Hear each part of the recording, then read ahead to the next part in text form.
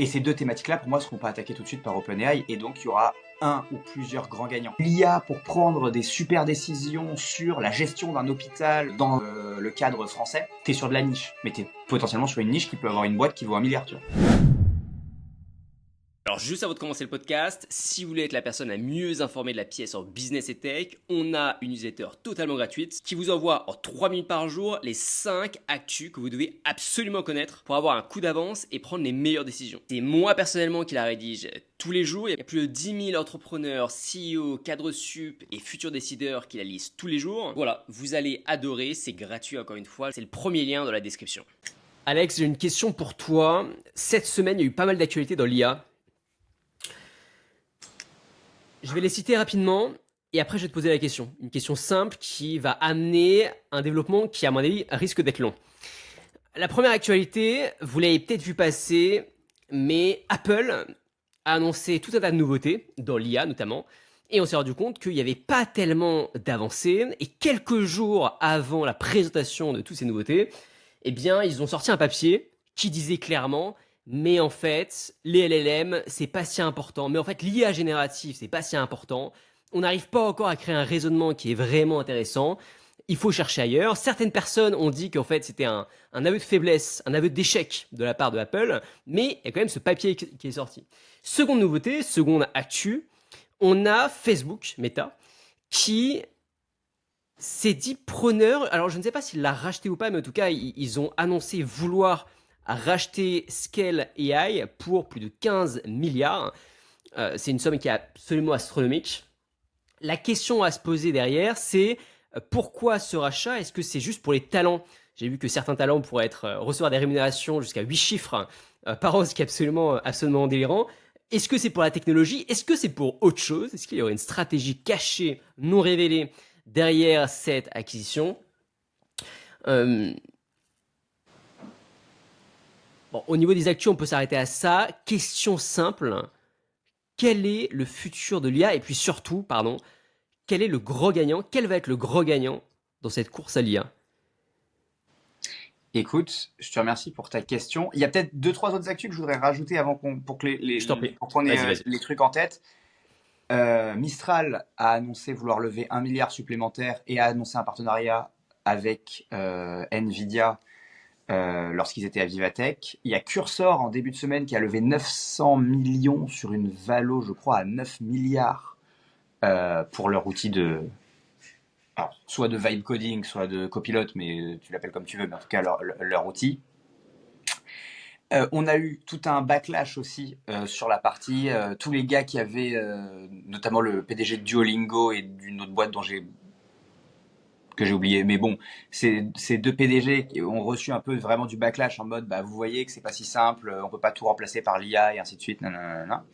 Il y a le CEO de Klarna qui, pour le coup, à l'inverse, lui, a fait un avatar IA de lui-même pour à la fois faire les AG et répondre au téléphone quand un client a une question en mode customer success.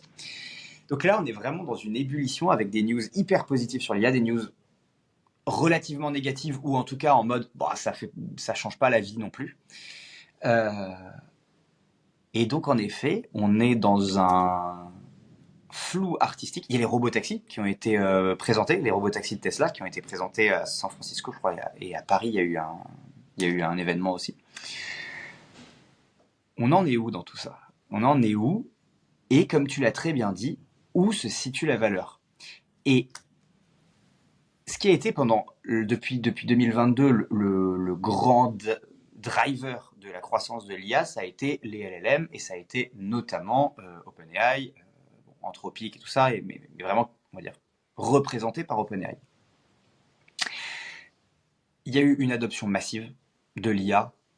Aujourd'hui, je donnais une conférence à un public plutôt jeune il y a quelques jours et ils m'expliquaient que eux, dans leurs études, maintenant ils utilisent constamment ChatGPT ou un autre truc, mais constamment ChatGPT, enfin qu'il y avait plus de, tu vois, quasiment ils recherchaient même plus sur Google, donc il y a vraiment un changement d'usage, d'adoption des produits et ainsi de suite qui est indéniable et ça a entre guillemets un peu changé le monde. Enfin, cette bataille-là, a priori, ok, elle est gagnée, et c'est vraiment une classe de produits qui maintenant existe, a des revenus. On a vu dans le même temps, dans les actions dont on parlait tout à l'heure, que Mistral a dépassé les 100 millions d'euros de revenus en triplant apparemment sur le dernier ou les 2 derniers trimestres. Alors, je sais pas les chiffres exacts, mais Notamment quand grâce même. au super deal avec CGA, CGM. Je pense Ouais, que c'est surtout ça qui a permis d'accélérer leur croissance. ok. Et donc, ce qui sont quand même des chiffres assez impressionnants. Cursor ils ont annoncé leurs chiffres lors de la dernière levée. Ils se dirigent tranquillement vers 500 millions de CA. Enfin, tous ces chiffres-là sont impressionnants, et c'est des croissances qu'on n'avait jamais vues avant dans le monde des startups. Cursor est la startup avec la croissance la plus rapide de l'histoire. Et c'est pareil pour en Europe, Lovable, je crois que c'est la croissance européenne la plus rapide. Enfin, c'est des trucs impressionnants. Bon. Une fois qu'on a dit ça, tout ça tient à peu près sur les LLM et tout. Cependant, le deal, et tu l'as évoqué, qui change un peu la donne et qui donne un cas concret qui différencie vachement la ligne LLM de le reste de l'IA, c'est ce deal de Scale AI. Facebook, donc. Ce matin a été confirmé l'investissement. On ne sait pas si les 15 milliards ont été donnés. On ne sait pas s'ils ont réellement pris, parce qu'à la base c'était je crois 15 milliards contre 49%. Est-ce qu'ils ont vraiment pris les 49%? On n'en sait rien. Le deal est encore flou, mais il y a deux choses qui sont sûres, a priori, ce matin, par TechCrunch. Un, ils ont vraiment fait un investissement dans les derniers jours acté. Et deux, le président, enfin le CEO de la boîte, Alexander Wang, se retire et devrait, même si cette partie-là n'est pas validée, devrait prendre la tête de ce qui s'appelle Facebook Super Intelligence, en gros le lab de Facebook d'IA. Maintenant, À la place de Yann Lequin, alors ou j'en pas du sais tout, autre rien. chose. Yann Lequin, il dirige une division qui s'appelle FAIR, Facebook Artificial Intelligence Research, et là c'est Super AI Lab. Alors je sais pas, Super Intelligence Lab, je sais pas si c'est la même chose. Pour moi, il n'y a eu aucune annonce qui dise que Yann Lequin est parti. Yann Lequin d'ailleurs qui était un grand défenseur de ce que dit Apple, c'est-à-dire les LLM c'est très bien, mais c'est une petite partie du tout, et c'est pas là, la révolution n'est pas là. Donc je ne sais pas. Je ne sais pas la position de Yann Lequin. Je pense qu'on le verra dans les prochains jours. Ça, c'est à voir. En tout cas, ce qui est sûr, c'est que pour ceux qui ne connaîtraient pas Scale AI, pourquoi c'est hyper important Scale AI? Scale AI, c'est une boîte qui fait du data labeling. Donc en gros, Scale AI permet de donner de la data de qualité aux boîtes d'IA qui veulent entraîner des modèles. Donc Scale AI fournit aujourd'hui tous les grands providers d'IA. Scale AI fournit OpenAI, Scale AI fournit Palantir, Scale AI fournit le gouvernement américain directement, Scale AI fournit Microsoft, Scale AI fournit Meta, et ainsi de Est-ce suite. que, est-ce que tu peux juste expliquer rapidement ce que ça veut dire le data labeling?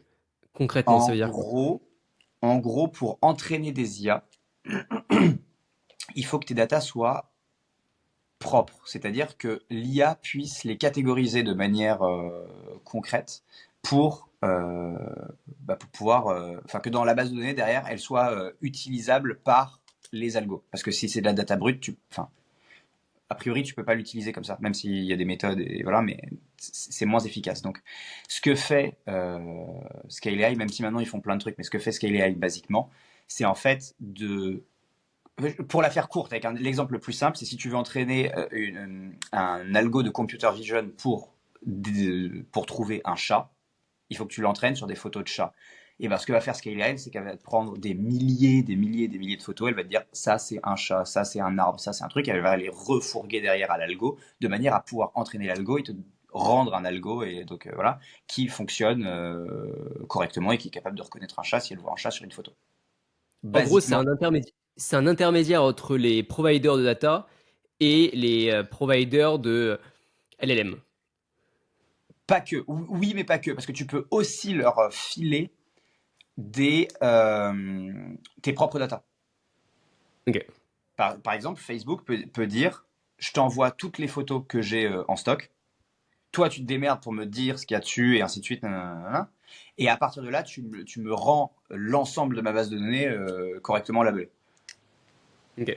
Et Facebook, ces grosses boîtes qui possèdent cette data, ils n'ont pas des équipes en interne qui font ce travail à leur place? Bah, c'est ce que je pensais. C'est ce que je pensais, mais visiblement c'est hyper chiant. Et eux, ils disent avoir une techno qui permet de faire ça plus rapidement. En gros, de prendre de la data brute pour en faire de la data structurée. Et visiblement, et alors c'était sorti à une époque, ils ont aussi des équipes de contracteurs, ce qu'ils appellent des contracteurs en gros, des centaines et des milliers de mecs dans des pays où la main-d'œuvre est moins chère et qui aident à faire ça. En plus de leurs algos qui soi-disant marchent bien.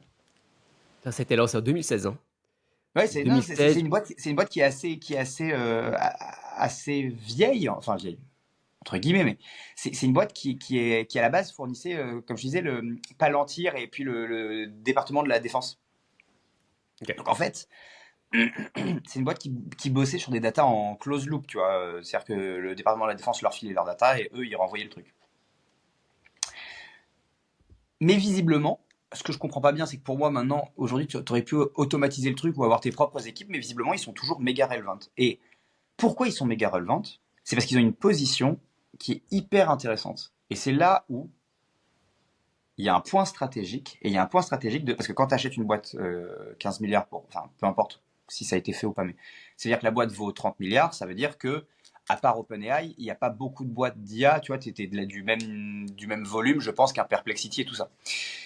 Pourquoi c'est hyper important? C'est parce qu'en fait, eux, du coup, ils ont accès à tous les modèles d'IA en avance. Ils savent exactement qu'est-ce qui marche chez l'un, qu'est-ce qui marche pas chez l'autre, comment l'entraîner, quelles sont les faiblesses et tu vois, et les avantages de chaque modèle. Ils ont une position. Enfin, avant de commencer le podcast, on parlait du fameux chercher de l'or et fournir les pelles. Eh ben, Scale AI, c'est typiquement fournir les pelles. Et donc, ils ont une position ultra stratégique. Je ne sais pas à quel point elle est défendable, leur position. J'ai évidemment aucune info sur les contrats passés entre, tu vois, Meta et Scale AI, mais ils ont une position ultra dominante pour moi et ultra stratégique dans la course à l'IA. Mais tu crois pas que justement ce rachat risque de détruire le chiffre d'affaires de Scale AI parce que aucun autre concurrent vont vouloir se dire, bah, j'accepte de donner toutes mes recherches, toutes mes avancées à un concurrent sérieux. Eh ben, c'est exactement ce que je pense. Sauf que je suppose que si tu veux, Zuckerberg et la team M&A chez Facebook sont pas complètement abrutis. Et donc, on réfléchit à cette question avant ça. Et donc, c'est-à-dire qu'il y a un play stratégique où, à mon avis, Meta essaye de se dire, je suis pas le plus avancé, même s'ils ont fait des trucs très cool, mais je suis pas le plus avancé sur la partie IA. Je vais prendre cette position stratégique. Et en même temps, comme moi, j'ai un maximum de données disponibles, de par l'utilisation de mes plateformes et ainsi de suite, je vais peut-être aussi finir par devenir fournisseur soit de data, soit d'algo directement entraînés au reste de mes concurrents. Tu vois, parce que quelque part, quand Amazon a fait AWS, c'est pas pour autant que tu vois, Netflix, Airbnb et autres ont pas commencé à mettre leurs serveurs là-bas. Et pourtant, sur certains points, notamment avec Netflix, ils sont concurrents entre Netflix et Prime, tu vois, Prime Video. Je sais pas à quel point ils se considèrent comme compétiteurs. Mais la grosse différence quand même, c'est que il y a quand même une différence entre publier en avance une série Netflix et avoir accès à ça et avoir accès au dernier modèle de concurrents sur une technologie hyper hypée où c'est le premier qui arrive avec un nouveau modèle qui gagne. Euh, c'est vrai, t'as raison.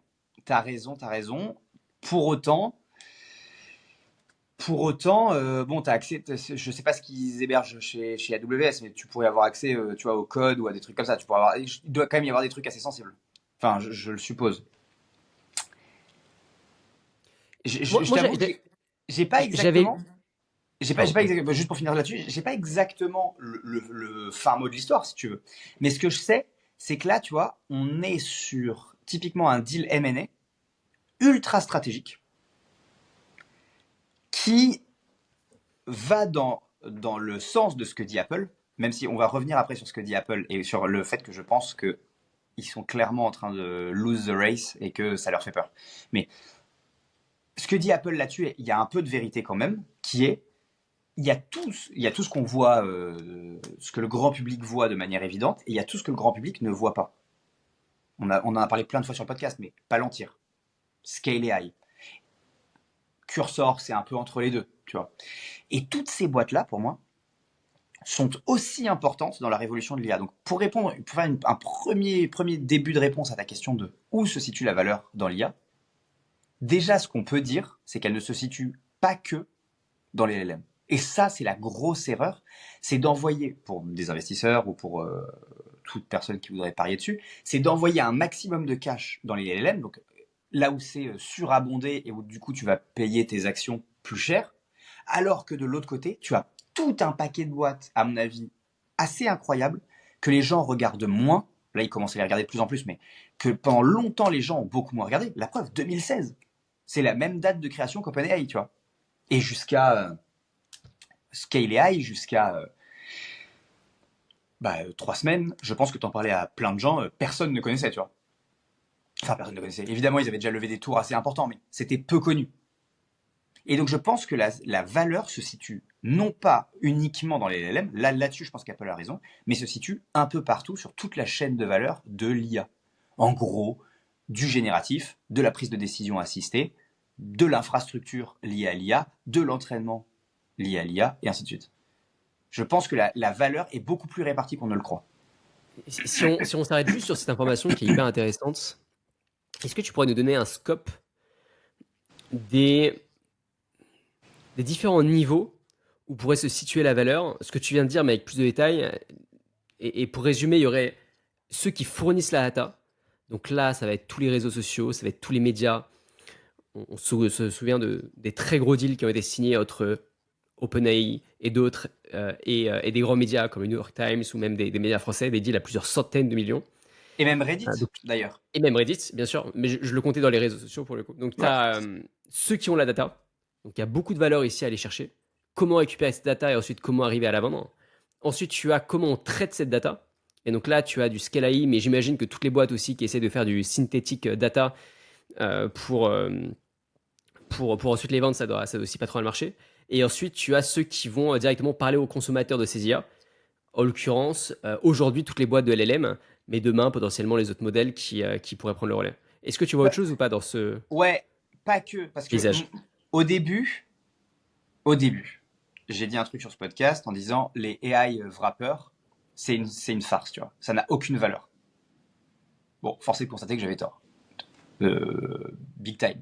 Parce que Cursor, même s'ils ont, ils ont ce qu'on appelle des modèles custom, c'est-à-dire qu'ils ont leur propre modèle, voilà, le modèle de base, c'est quand même des modèles qu'ils ont en API chez OpenAI et tout ça. Après, attention avec ça, je pense, hein, puisque Cursor, c'est quand même hyper récent, ça a 1 an et quelques.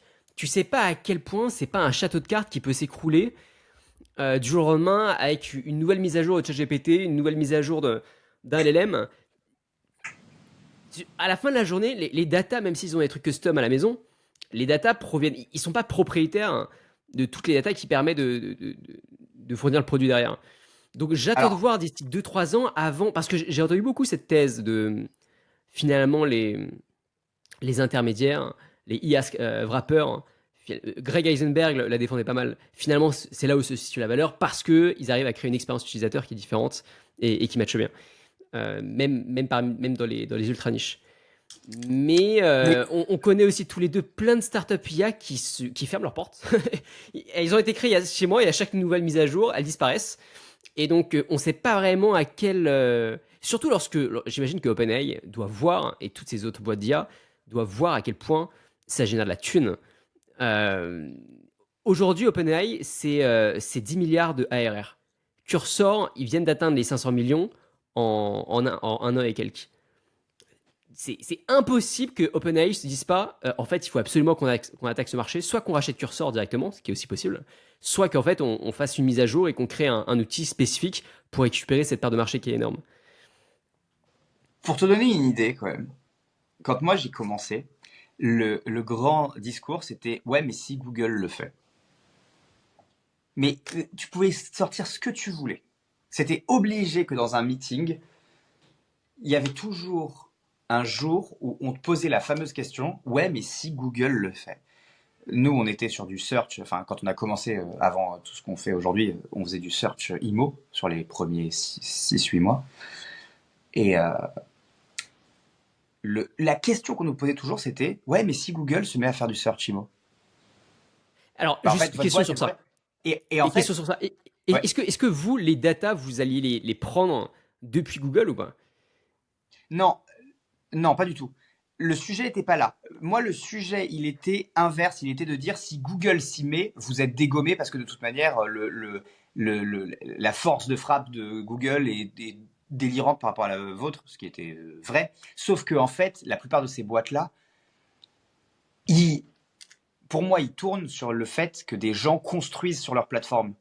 Ils n'ont pas trop intérêt à venir grappiller 15, 20, 50 millions d'euros tu vois, de résultats, enfin de chiffre d'affaires supplémentaires, et d'envoyer un message à tout le monde, à tout moment, je peux vous niquer. Je pense qu'ils ont plus intérêt. Enfin, moi, c'est C'est comme ça déjà que ce je le qu'ils sont en vois. train de faire, hein. C'est déjà ce qu'ils sont en train de faire avec. En fait, je suis d'accord avec toi, et c'était ma croyance, mais allez, la grosse différence peut-être entre ce que tu faisais et ce qui se passe actuellement, c'est que c'est comme si toi, toute la data que tu récupérais, en fait, tu allais la prendre chez une personne qui est au-dessus de toi. Oui, Et alors ça, qui, je a, suis d'accord avec et toi. qui d'ailleurs, cette personne parle déjà au consommateur final. Ça, je Donc, suis d'accord avec vous, toi qu'il y a une grosse différence qui est, eux, leurs produits rely sur OpenAI. Moi, mon produit, à part pour être trouvé, il rely sur personne, tu vois. mais Si, les app- non seulement ils rely sur OpenAI, mais en plus, les clients, les consommateurs, c'est les mêmes. Ça, je suis d'accord avec toi. C'est le même marché. Je suis d'accord Donc là, avec le toi. requin, il est pas si loin, hein. Je suis d'accord avec toi. Je suis d'accord avec toi que le cas est très différent. Pour autant, on voit des croissances extraordinaires. Il y a quand même une partie de valeur. On peut pas dire qu'il n'y a pas de valeur, dans le sens où quand tu fais 500 millions de CA, même si tu fais 500 millions de CA que pendant 3 ans et que tu finis par mourir, il y avait quand même une niche de valeur à aller chercher. Qu'on le veuille ou non. Que la valeur soit long-termiste, c'est encore autre chose. Mais il y a quand même une niche de valeur, parce que la plupart des boîtes, en 100 ans, tu vois, ne feront jamais 500 millions de CA cumulés. Parce qu'en fait, beaucoup de boîtes font moins de 5 millions d'euros de chiffre d'affaires. Tu vois, le scale est tellement grand que ça veut quand même dire qu'il y a une partie de valeur. Et ça veut dire que les gens attachent une importance à l'expérience utilisateur. Et comme ils ont quelques modèles custom, même si moi, je n'utilise pas Cursor au quotidien, si tu veux, voilà, je suppose qu'il y a il y a une valeur ajoutée supplémentaire. Maintenant, est-ce que OpenAI ne pourrait pas dire je rachète Cursor? Ça, oui. Ça, j'y crois assez. Je sais pas, Cursor, ce sera un autre, mais qui se disent tiens, je veux mon produit, ou à minima, je veux mettre quelques dizaines ou centaines de millions dedans pour avoir une part du truc. Ça, j'y crois beaucoup. J'y crois énormément même. Et ils voulaient pas racheter Winesurf? Parce Ils que ont racheté Windsurf pour, je crois, ils ont 3 racheté Winesurf. milliards. Ok.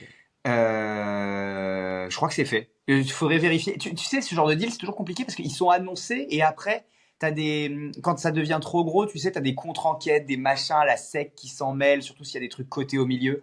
Donc c'est toujours un peu compliqué de savoir comment ça se passe. Est-ce que c'est fait définitivement ou pas? Ce Mais je crois que c'est serait fait. dans le process pour 3 milliards.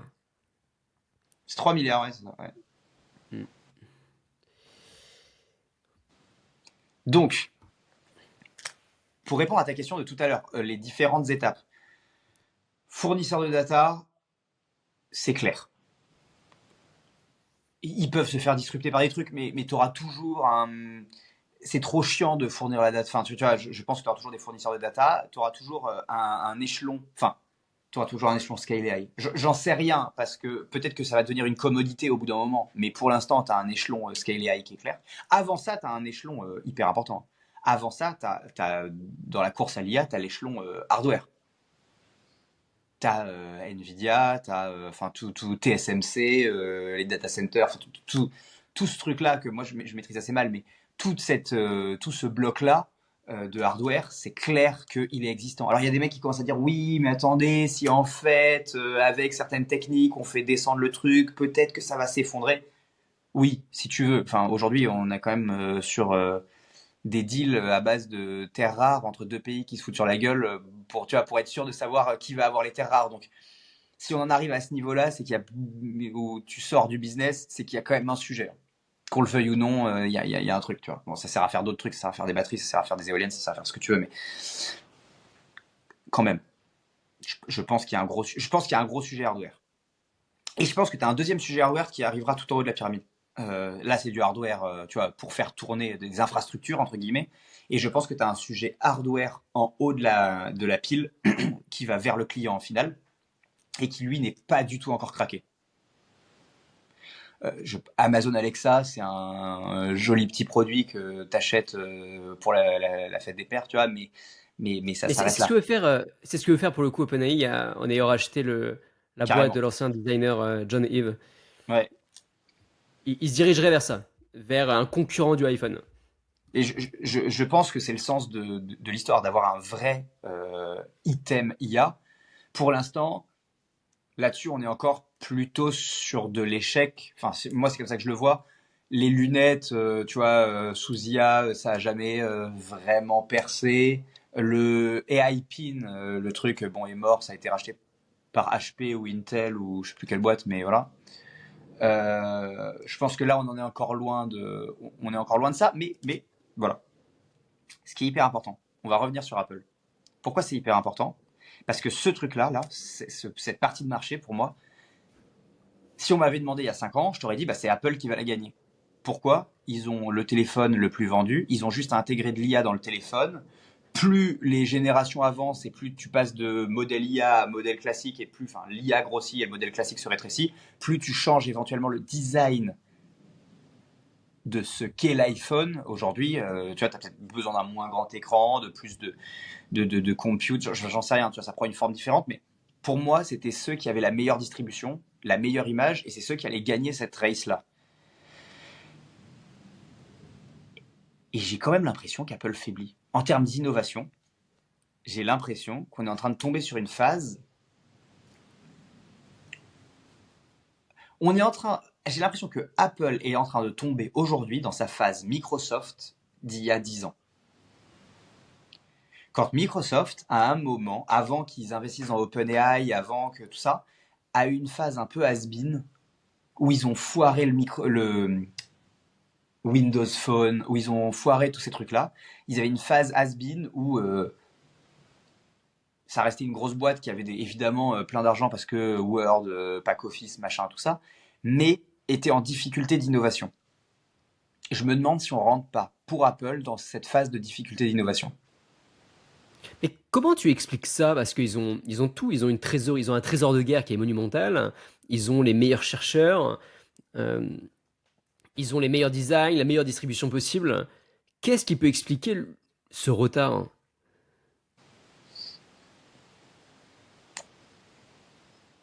Tu veux la réponse évidente? Il manque de leader, de Steve Jobs est mort. Steve Jobs est mort, c'est fin de l'histoire. C'est juste qu'en fait, il a tapé tellement fort. On se rendait pas compte à quel point il a tapé fort entre 2007 et sa mort en 2011, si tu veux. Et ils ont vécu sur la legacy de ce que Steve Jobs a créé. Je sais pas si c'est vrai. Je te donne juste un truc. À l'époque de sa mort, il y avait un truc qui disait Apple va être en grande difficulté parce qu'ils ont perdu leur innovateur. Et après, les gens ont dit ouais, mais Tim Cook est un super gestionnaire. Et en fait, il a réussi à faire marcher le truc. Mais on regarde jamais la longue traîne. À quel point une action d'une importance capitale peut en fait durer longtemps. En créant l'iPhone, ils ont créé une catégorie de produits qui a littéralement transformé le monde. Je veux dire, pré-iPhone, donc pré-smartphone, on avait des mécanismes de consommation différents. Je veux dire, le fait que tu puisses être dans le bus ou le train et consommer du contenu comme ça, c'est lié en grande partie à l'iPhone. C'est lié en grande partie à l'émergence des smartphones. Et je pense que là-dessus, ils ont été magistrales. Et ensuite, ils ont joué sur leur brand pour vendre d'autres trucs, les AirPods, le Mac, bon, tout ce que tu veux. Et je pense qu'ils ont pris les bénéfices de ce truc-là de manière quasiment indéfinie. Mais si on est très honnête, Depuis combien de temps ils n'ont pas réellement innové sur un téléphone ou sur un produit? Bah, mec, le casque était quand même assez. C'était un bijou de technologie. Ça n'a pas trouvé son marché, mais le casque de réalité virtuelle, c'est quand même assez phénoménal. Ouais, sauf que, si je suis d'accord avec toi, qu'est-ce qui fait la force de l'iPhone? C'était un bijou technologique à l'époque et une vraie innovation comme il y en avait rarement, qui a trouvé son marché au bon moment, bien positionné et bien positionné marketingment, même s'il était cher, bien positionné en termes de prix. La preuve, tout le monde, beaucoup de gens ont pu en acheter.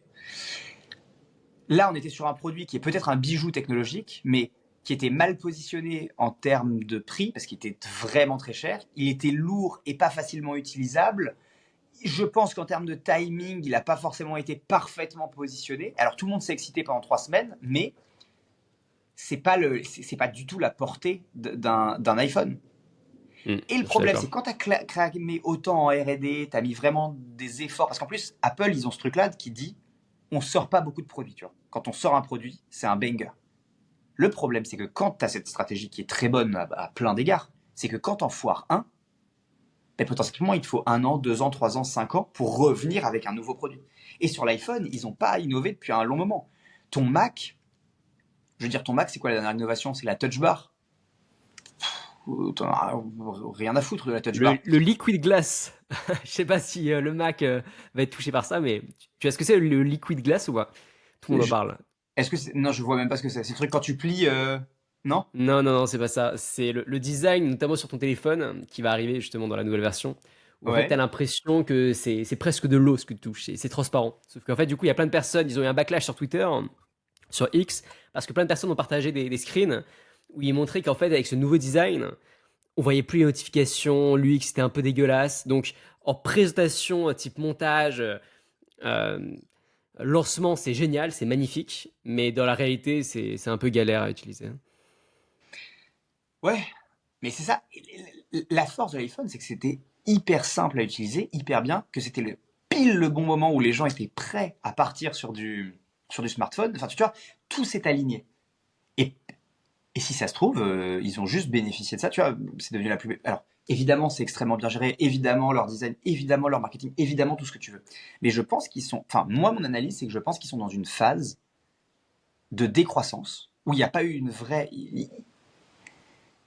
Ils n'ont pas sorti un truc, tu vois. Qu'est-ce qui leur aurait empêché de prendre la place de Microsoft en achetant les 10 milliards chez OpenAI? Rien. Sur le cloud, ils n'ont jamais réussi à se positionner. Ils n'ont pas réussi à se positionner comme Amazon l'a fait. Et aujourd'hui, Amazon tire un paquet de fric de AWS. Azure, chez Microsoft aussi. Apple, ils n'ont jamais réussi à le faire. Ils ont fait un très bon coup. Je pense que le dernier très bon coup qu'ils ont fait, c'est sur les AirPods. Ça, pour le coup, ils ont bien joué le truc. Voilà, mais tu peux pas tenir tout Apple avec juste des AirPods. Je, moi, la manière dont je le vois, c'est qu'ils sont un peu sur cette phase décroissante. Après, t'es pas à l'abri que dans 6 mois, ils te sortent un produit complètement killer. Et puis c'est fini. Ou ils fassent un partenariat avec OpenAI, t'as OpenAI directement dans les faits. Parce qu'à un moment, ça avait été évoqué ce truc-là. Et en fait, je j'ai pas bien compris où le truc est passé. Parce que normalement, Siri devait être dopé avec OpenAI, non? Un truc dans ce goût-là. Ouais, il y a Musk qui a gueulé à ce moment-là en disant que c'était la concurrence déloyale, qu'il allait faire Ouais. en sorte que tous ses employés n'aient plus d'iPhone. Je sais pas à quel point il peut avoir un impact politique sur ce genre de décision, mais Ah, en c'est effet, on compliqué l'entend plus maintenant. beaucoup. Aujourd'hui, on Je- l'entend plus beaucoup sur ouais. ça. Je pense qu'il va avoir peu d'impact politique maintenant. Ah, on sait pas, ils se sont rabibochés, ils ont trouvé un accord pour C'est Da- s'autoprotéger, je pense. c'est Dallas. Mais bon, bref, c'est un autre sujet. Donc, Revenons à la notion de base, ok? ouais. Peut-être concluons dessus d'ailleurs. Euh, qui va être le gros gagnant? Et peut-être aussi revenons un tout petit peu sur ce qu'a dit Apple. Alors c'était peut-être un aveu de faiblesse, un aveu d'échec de leur part, mais à la fin de la journée, c'est pas les seuls à le dire. Yann Lequin le dit, d'autres chercheurs le disent. Euh, Tu as dit tout à l'heure, tu as affirmé que l'IA générative, c'était pas le seul endroit où se trouve la valeur, mais si ça se trouve demain, ce ne sera plus du tout là où se trouvera la valeur. Euh, Qu'est-ce que cela nous dit? Que ce soit le papier d'Apple ou Yann Lequin ou ce genre de Non. choses. Moi, je pense. enfin, mon analyse, hein, qui vaut ce qu'elle vaut, mais je Dis-moi. pense que l'IA générative va garder sa valeur comme un pan de marché, comme, Ok. si tu veux, c'est pas parce que Google a existé que Amazon et les marketplaces ont disparu, tu vois. Et moi, je vois ça un peu comme ça. C'est-à-dire qu'aujourd'hui, on met tout ça sous une grande catégorie IA, comme au début des années 2000, on mettait tout ça sous une grande catégorie Internet. Mais tu crois que c'est vraiment différent ou pas? Parce que là, on parle de meilleurs modèles qui pourraient donner Parce que là, en fait, la grosse différence quand même, c'est que on a un seul provider. Aujourd'hui, sur OpenAI, ou sur Mistral, mais surtout sur OpenAI, euh, on peut lui demander du code, on peut lui demander de nous aider à réfléchir, on peut lui demander des images, on pourra lui demander des vidéos, on pourra bientôt aussi directement réserver nos billets de train. C'est un peu le provider qui les gouvernera tous. Est-ce que c'est vraiment différent? Euh, Non, non, parce que pour moi, ou pas. OpenAI va pas se mettre à fournir va pas concurrencer TSMC par exemple. Et c'est quoi? TSMC, TSMC? c'est des fabricants de puces à Taïwan. Taiwan Semiconductor. Ah oui, bien sûr, bien sûr. Je suis Et d'accord pourquoi je avec te dis toi. ça? C'est parce que dans les vainqueurs de Dis-moi. l'IA, pour moi, si je dois le faire, c'est tu auras un mec par grande verticale. Donc Ok, sur bien l'IA sûr. générative, j'aimerais que ce soit Mistral. J'aimerais vraiment, mais j'ai peur que le personnage principal de l'histoire, ce soit quand même OpenAI, si tu veux. On en reparlera. On pourra faire d'ailleurs un épisode où on fera J'espère un deep dive Mistral. et Mais je dis ça en espérant me tromper. Pour de vrai. Mais c'est pas du marketing, c'est pour de vrai. Deux, je pense que tu vas avoir un grand gagnant sur tout ce qui est, ou plusieurs grands gagnants sur tout ce qui est fabricant de puces et tout ça, sur tout ce qui est hardware. Enfin, infrastructure, on va appeler ça. Je pense que tu vas avoir sur des verticales, moi je crois énormément en Palantir. Je pense que Palantir est parti pour rester parce que OpenAI ne pourra pas avoir le même niveau de précision sur les champs de bataille, enfin tu vois, sur l'intelligence, enfin tu vois, tu utiliseras pas ton chat GPT quand tu as une intervention à faire, tu vois, en Afghanistan. et, et pour le coup, Google pourrait se positionner contre Palantir. Ouais, mais alors Google, la fois où ils ont voulu se positionner sur les trucs militaires, je sais pas si tu te souviens, c'est arrivé Non. quand ils voulaient fournir du cloud à l'armée. 100% de leurs employés ont fait grève et du coup ils ont abandonné le projet le lendemain. Ok. Tu Je me regarderas, plus. ça date de Ça me 2015 ou parle. 2016. Il y avait un Hmm. contrat cloud avec l'armée américaine. Ça a foutu une catastrophe chez Google. Ils ont eu des manifestations en bas de chez eux et tout. Enfin, ça a été une cata. Donc, je pense que que Palantir, pardon, est positionné sur un truc. Pour moi, Palantir, c'est un gagnant. Palantir, c'est un gagnant. Parce que ils sont positionnés sur une niche que personne, en plus, marketingment, que t'as pas hyper envie d'attaquer. Je suis pas sûr qu'OpenAI ait envie de dire oui, oui, tu vois, on sert à déployer des chars au Middle East. Tu vois, je pense pas que ce soit je pense pas que ce soit la vibe. Mais ils y arrivent de plus en plus. Meta, je sais pas si tu as vu, mais a signé un deal avec une boîte de défense pour justement essayer de décrocher un gros contrat vis-à-vis du département de la défense des États-Unis. Et je pense que OpenAI, d'ailleurs, c'est pas je pense, c'est une certitude, ils commencent aussi à signer des gros deals avec le gouvernement et notamment avec la partie défense. Oui, mais ils ont signé, mais d'ailleurs, ils ont signé un deal pour fournir la partie LLM de, euh, de Palantir. Ok, ok, ok, Mais ce je qui savais fait que pas. c'est un partenariat. Et comme c'est deux très grosses boîtes, je pense pas qu'ils les attaquent sur la partie prédictive. Déjà, Hmm. c'est pas vraiment leur métier. Donc, ils ont signé un partenariat pour que tu puisses poser tes questions en langage naturel, donc enfin du LLM quoi. Mais au-delà de ça, je pense pas qu'ils y aillent. Pour moi, vraiment, Palantir et tout ça, enfin, c'est vraiment, enfin, si mon idée c'est les gagnants, c'est un mec sur l'infra, OpenAI, Palantir, et un mec sur peut-être que c'est Scale AI, peut-être que c'est un autre, je sais pas, je connais pas bien ce marché, donc je connais pas bien les concurrents, mais Scale AI ou un autre. Tu sais, il y a Grok aussi, pas Grok de Elon Musk, mais Grok, truc d'inférence là. Je suis pas assez technique pour te dire exactement ce que ça change et ce qu'ils foutent, mais je sais que eux, ils ont vraiment un bon business. Alors je sais qu'ils touchent aussi au hardware. Faudrait voir exactement, faudrait que je creuse exactement sur qu'est-ce qu'ils font et comment ils le font. Mais je sais que eux, c'est une très très belle boîte et que ça pourrait être un gagnant sur une niche où ils sont pas méga attaqués. C'est hyper intéressant en fait cette discussion Et je sais pas si tu veux qu'on le creuse maintenant ou plus tard, hein, mais t'as dit une phrase qui est très juste. C'est, même si à mon avis, elle était peut-être un poil exagérée au moment où tu l'as dit, c'est dans les années 2000, on disait que Google et Amazon c'était la même chose, et aujourd'hui on a l'impression que toutes les boîtes d'IA c'est la même chose. Et ce qui est hyper intéressant avec cette phrase, c'est que ça donne plein d'espoir sur plein de segments à attaquer qui en fait ne sont pas du tout bouchés, contrairement à ce que l'on pourrait penser. On pourrait penser que OpenAI a déjà tout le marché, ce qui est faux, ce qui n'est pas le cas. Donc tu as dit Palantir pour la défense. Là, si on reste juste sur finalement les providers de comment on peut appeler ça, qui touchent directement le consommateur final. Okay, là, on est plus sur les providers de data, on n'est pas sur ceux qui traitent de la data, et Ouais, on est directement sur les personnes qui provident cette data retravaillée avec une réponse d'OpenAI aux consommateurs finaux. Je sais pas si c'est très clair, mais ouais. Donc, voilà, je parle. Donc typiquement, il du y a Palantir, du Cursor, du exactement, exactement. OpenAI. C'est quoi les niches là-dedans?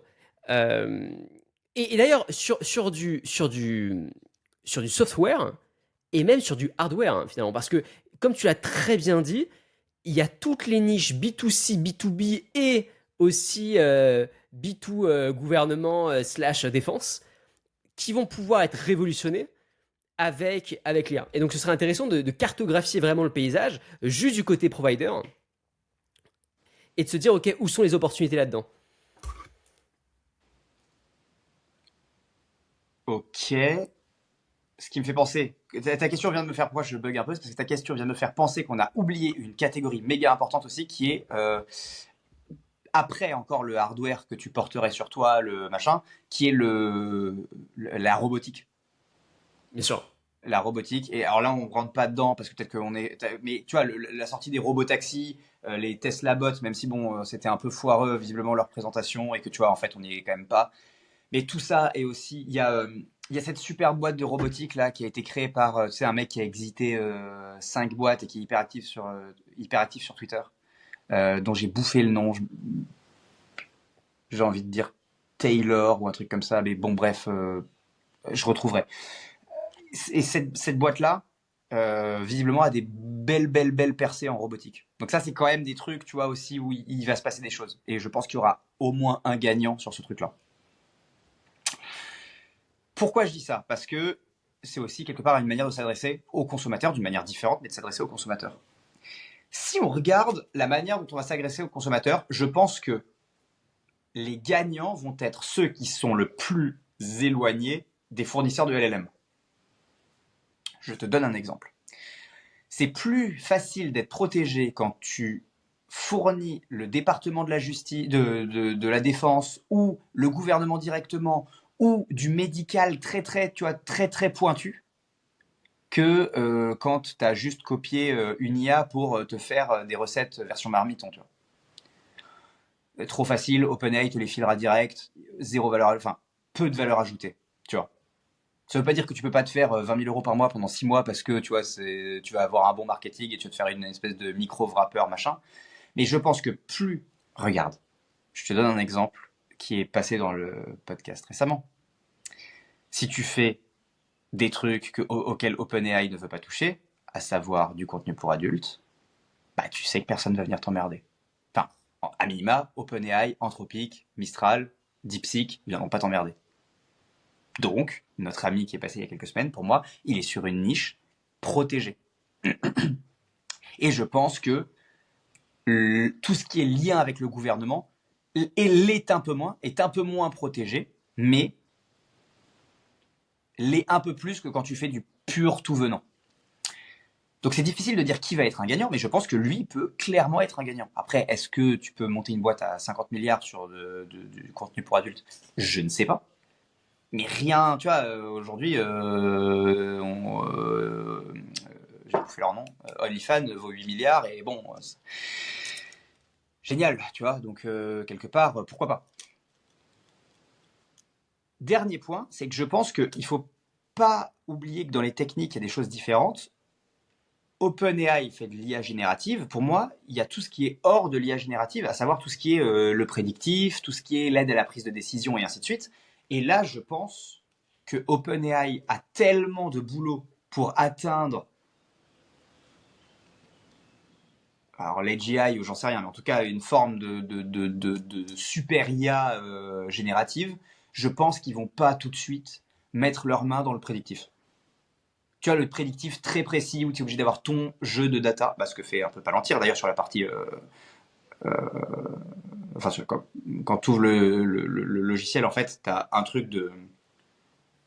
chat GPT, si tu veux, sur ta gauche, un truc, un LLM, qui permet de poser les questions et il te répond. Et de l'autre côté, tu as toute une interface avec tes propres data. Et là, dans tes propres data, c'est là que le truc va chercher et va faire du prédictif en disant, bah oui, là aussi, enfin, tu devrais déployer tes troupes de telle manière parce que c'est comme ça qu'on pourrait envisager le truc. Est-ce que ça te va? Là, on risque d'avoir un problème à tel endroit parce que X raison. Est-ce qu'on intervient, on n'intervient pas? Et en fait, tu réponds par le LLM. Il y a une très bonne démo, si les gens veulent voir, parce qu'on parle souvent de Palantir, mais c'est pas le truc que tu utilises tous les matins, donc ça se trouve, beaucoup des gens qui nous écoutent ne savent pas exactement comment fonctionne Palantir. Et si vous allez sur sur YouTube et que vous tapez Palantir démo, vous prenez une démo récente qui a moins de 2 ans, vous verrez que ce que je raconte là et comment le logiciel fonctionne, c'est assez intéressant de se poser la question et de voir ça. Parce que là, on voit clairement qu'il y a une partie LLM, donc une partie IA, qui est sous partenariat, enfin, qui n'était pas avant, qui est maintenant sous partenariat avec OpenAI, et une partie outil d'aide à la prise de décision, donc du prédictif.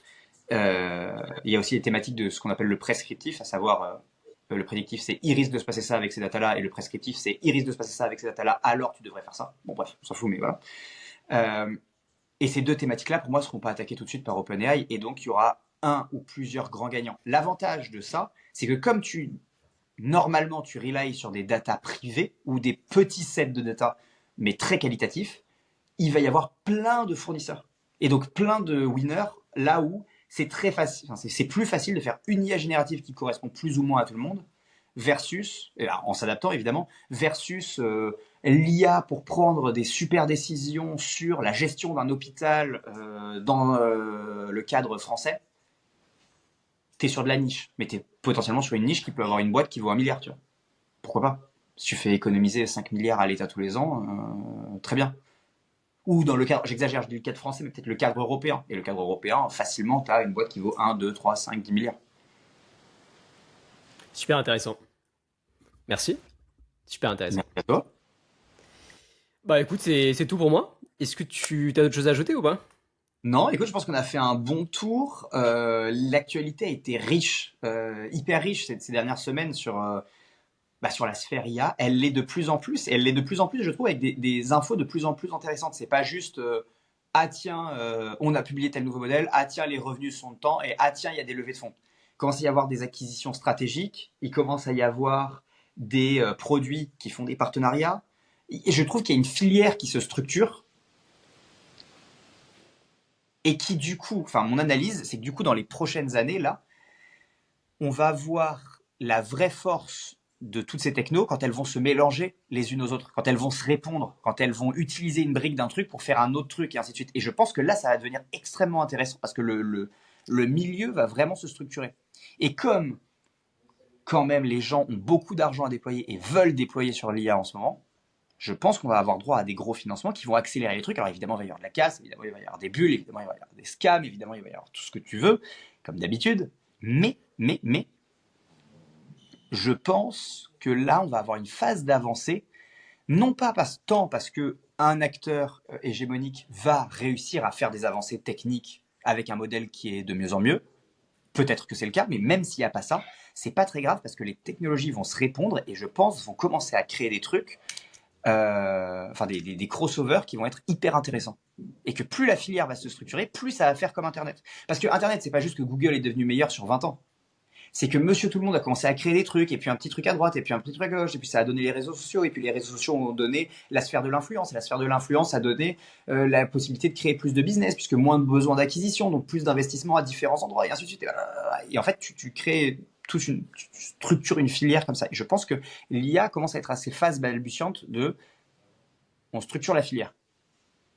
Je pense que c'est hyper important. Et c'est pour ça que je suis convaincu que, et on l'a dit dans plusieurs podcasts, on est au début de la phase de montée. Même si à notre échelle, on se dit, ah bah maintenant ça commence à faire longtemps. Non. Je pense qu'on est au début. Parce qu'en fait, on dit que ça va aller beaucoup plus vite. Mais ça se trouve, ça va beaucoup plus vite pour atteindre certains milestones. Mais en fait, peut-être qu'on va aller à des milestones beaucoup plus loin. Donc en fait, dans 20 ans, donc on va dire le même temps que Internet a fait pour passer de phase de structuration à truc établi, machin, tout ce que tu veux, on va peut-être avoir la même courbe, c'est juste que la courbe ira plus haut parce qu'il y aura plus d'innovation, plus de trucs, et ainsi de suite. Donc voilà mon analyse de clôture. Passionnant. Écoutez, abonnez-vous si ça vous a intéressé, n'hésitez pas à commenter. Partagez aussi notre podcast à des personnes qui ça pourrait intéresser. Et puis on se dit à la semaine prochaine.